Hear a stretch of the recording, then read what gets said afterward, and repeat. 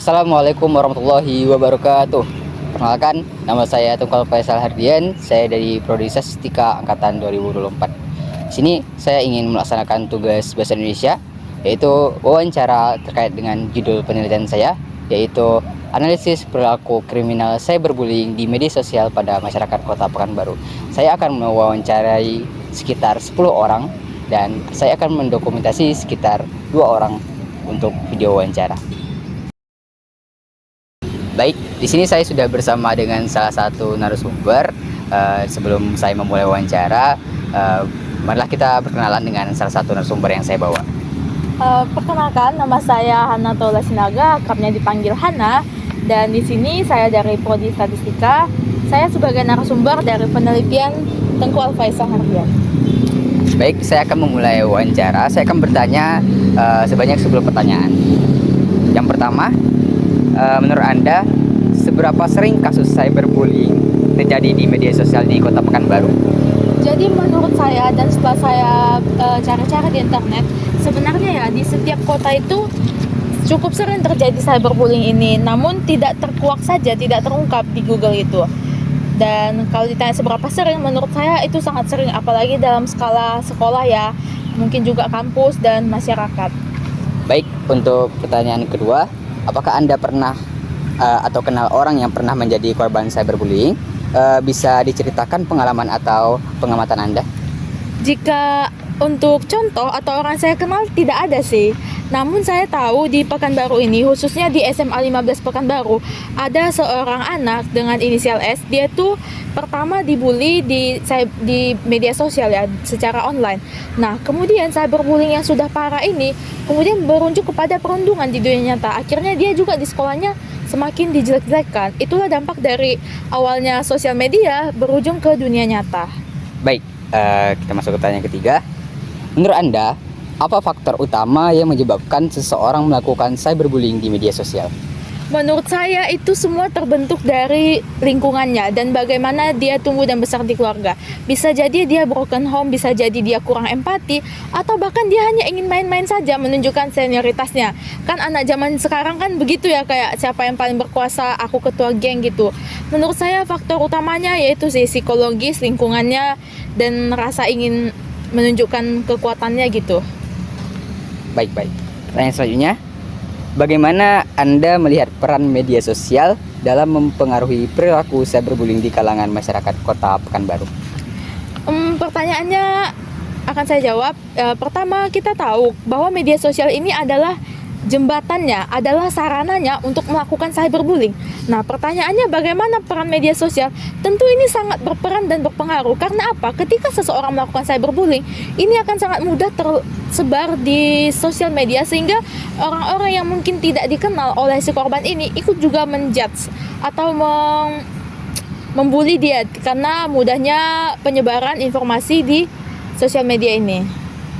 Apakah ada perbedaan antara jenis cyberbullying yang terjadi pada remaja dan dewasa di media sosial?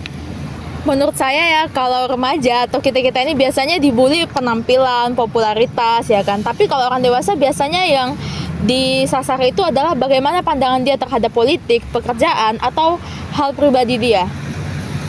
Oh, kalau gitu bagaimana pendapat Anda tentang tingkat kesadaran masyarakat Kota Pekanbaru ini terkait dampak dari cyberbullying itu sendiri? Seperti di daerah tempat tinggal saya ya, dan saya juga selama di Pekanbaru ini melihat di sekitar lingkungan saya masih rendah kesadarannya. Orang-orang tidak berpikir jangka panjang bahwasanya cyberbullying ini sangat mempengaruhi psikologis dan bahkan fisik seseorang. Menurut saya tingkat pengetahuan masyarakat Pekanbaru itu masih dikatakan rendah. Rendah ya? Ya.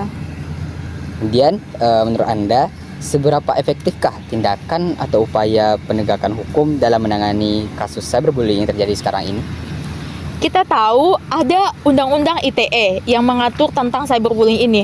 Namun menurut saya ini belum efektif. Karena apa? Dalam menangani kasusnya itu terdapat banyak sekali permasalahan-permasalahan yang tidak bisa dipecahkan atau lambat dipecahkan oleh kepolisian. Contohnya ada yang membuli secara anonim, itu tidak semudah itu gitu bisa didapatkan pelakunya.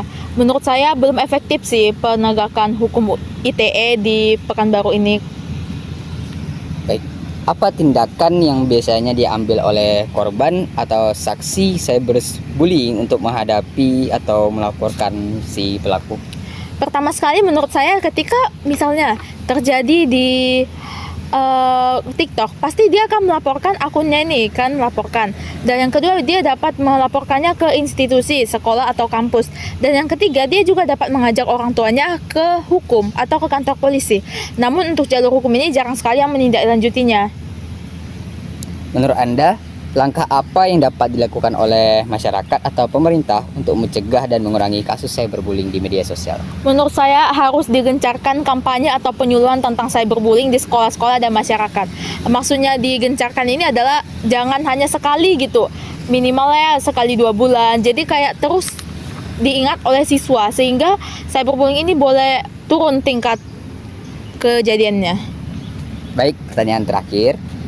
Apakah Anda merasa bahwa pendidikan tentang etika akan membantu mengurangi kasus cyberbullying? Kalau memang iya, mengapa? Kalau tidak, mengapa?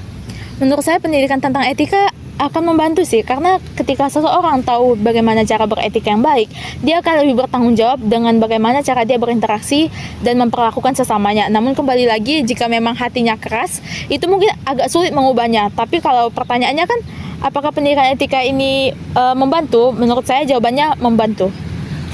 Baik, itu adalah pertanyaan terakhir. Demikianlah jawaban dari salah satu narasumber kita. Terima kasih sudah menyediakan waktu untuk menjawab pertanyaan wawancara dari saya. Baik, assalamualaikum warahmatullahi wabarakatuh. Perkenalkan, saya Tunggal Faisal Hardian dari Prodi Statistika, dan di sini saya ingin melanjutkan wawancara dengan narasumber yang kedua terkait dengan penelitian saya, yaitu yang berjudul Analisis Perilaku Kriminal Cyberbullying di Media Sosial pada Masyarakat Kota Pekanbaru. Di sini saya sudah bersama dengan narasumber saya yang kedua. Boleh diperkenalkan diri, nama dan prodi. Jadi saya Adrian Reski Duana, bisa dipanggil Reski, dari prodi Matematika, lebih tepatnya Matematika kelas B. Baik, saya akan memulai wawancaranya. Pertanyaan pertama, menurut Anda seberapa sering kasus cyberbullying ini terjadi di media sosial di Kota Pekanbaru?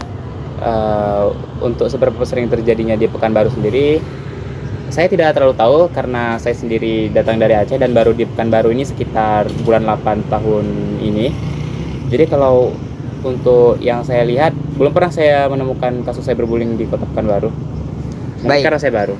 Baik. Kemudian selanjutnya, apakah Anda pernah atau kenal orang yang pernah menjadi korban cyberbullying? Bisa diceritakan pengalaman atau pengamatan Anda? Kalau dari pengamatan saya sendiri, untuk korban cyberbullying saya tidak pernah menemui secara langsung karena emang kenalan saya itu orang-orang yang tidak terlalu aktif di media sosialnya. Jadi jarang sekali yang saya lihat untuk kasus cyberbullying sendiri. Kalau untuk di Aceh juga nggak ada? Nggak ada juga. Oke, baik. Pertanyaan selanjutnya, menurut Anda apa faktor utama yang menyebabkan seseorang itu melakukan cyberbullying di media sosial? Untuk cyberbullying di media sosial itu kenapa lebih sering terjadi daripada di kehidupan sehari-hari? Yang saya lihat itu adalah karena di media sosial itu sifatnya anonimus. Kita bisa pakai akun yang bukan nama kita. Jadi kalau misalnya kita sudah melakukan sesuatu seperti cyberbullying dan itu terlihat salah, dia bisa langsung saja kabur karena media sosial itu bisa saja sifatnya anonimus. Jadi nggak ada yang kenal ya? Baik, pertanyaan selanjutnya, bagaimana Anda melihat peran media sosial dalam mempengaruhi perilaku cyberbullying di kalangan masyarakat Kota Pekanbaru? Untuk perilaku kalau untuk di Pekanbarunya tersendiri, jujur seperti yang saya bilang tadi, saya di sini baru dari bulan 8, jadi tidak tahu, mohon maaf. Baik, untuk pertanyaan selanjutnya, apakah ada perbedaan antara jenis cyberbullying yang terjadi pada remaja dan dewasa di media sosial menurut Anda? Kalau misalkan jenis cyberbullying yang terjadi, itu ada perbedaannya. Kalau misalkan remaja dan dewasa, kalau remaja ini apalagi di Gen Z ya, kalau di Gen Z ini yang saya lihat tuh cyberbullyingnya banyak yang terpengaruh oleh influencer. Jadi dia terlalu mengikuti kata-kata dari influencer sehingga terjadi cyberbullying. Dan kalau untuk orang dewasa ini saya kurang paham, dia beda lagi konteksnya. Biasanya lebih ke kehidupan sosialnya sehari-hari yang dirasa tidak cocok dengan apa yang terjadi di media sosial, lalu dia melakukan cyberbullying. Kemudian pertanyaan selanjutnya, bagaimana pendapat Anda tentang tingkat kesadaran masyarakat Kota Pekanbaru terkait dampak dari cyberbullying? Atau mungkin secara umum lah tingkat kesadaran masyarakat terhadap dampak dari cyberbullying. Kalau Pekanbaru agak susah, mungkin kalau Indonesia secara umum ya, kalau Indonesia secara umum, tingkat kesadaran cyberbullying itu masih sangat rendah, yang dimana orang Indonesia itu masih menganggap cyberbullying itu lebih ke korban cyberbullying itu orangnya lebay. Karena kalau memang dibully di media sosial ya tinggal matikan saja media sosialnya. Masih banyak yang beranggapan seperti itu, jadi menganggap cyberbullying itu hal yang sepele. Oh, baik. Kemudian Pak, efektif tindakan atau upaya penegakan hukum dalam menangani kasus cyberbullying? Nah, kalau yang saya lihat dari UU ITE itu sudah ada untuk kasus cyberbullying seperti perilaku tidak menyenangkan di internet. Cuman yang saya tangkap perilaku seperti ini tuh jarang dihukum atau jarang dilakukan hukum kepadanya. Soalnya untuk cyberbullying ini masih seperti yang saya bilang tadi, masih dianggap sepele untuk cyberbullying. Jadi kadang korban pun tidak melapor, jadi hanya memendamnya sendiri dan pelaku terus melakukannya. Kemudian apa tindakan yang biasanya diambil oleh korban atau saksi cyberbullying untuk menghadapi atau melaporkan pelaku? Seperti yang saya bilang tadi, karena kasus ini dianggap sepele, jadi untuk korban sendiri tidak berani melaporkan. Karena korban takut akan dianggap lebay oleh masyarakat, dan juga kasusnya tidak akan ditangani. Untuk saksi sendiri, biasanya seperti saya bilang tadi, menganggap hal ini sepele. Makanya si saksi ini tidak melakukan tindakan lebih lanjut pada tindak cyberbullying ini. Baik. Kemudian pertanyaan yang nomor 9, menurut Anda langkah apa yang dapat dilakukan oleh masyarakat atau pemerintah untuk mencegah dan mengurangi kasus cyberbullying di media sosial?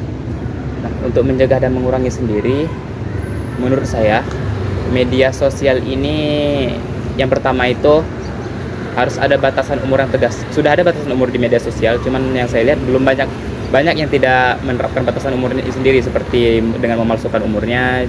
Jadi banyak anak-anak yang bisa kita bilang masih belum matang ikut bermain media sosial, padahal seharusnya itu tidak boleh. Baik, terakhir ya, apakah Anda merasa bahwa pendidikan tentang etika dan penggunaan media sosial dapat membantu mengurangi kasus cyberbullying? Mengapa?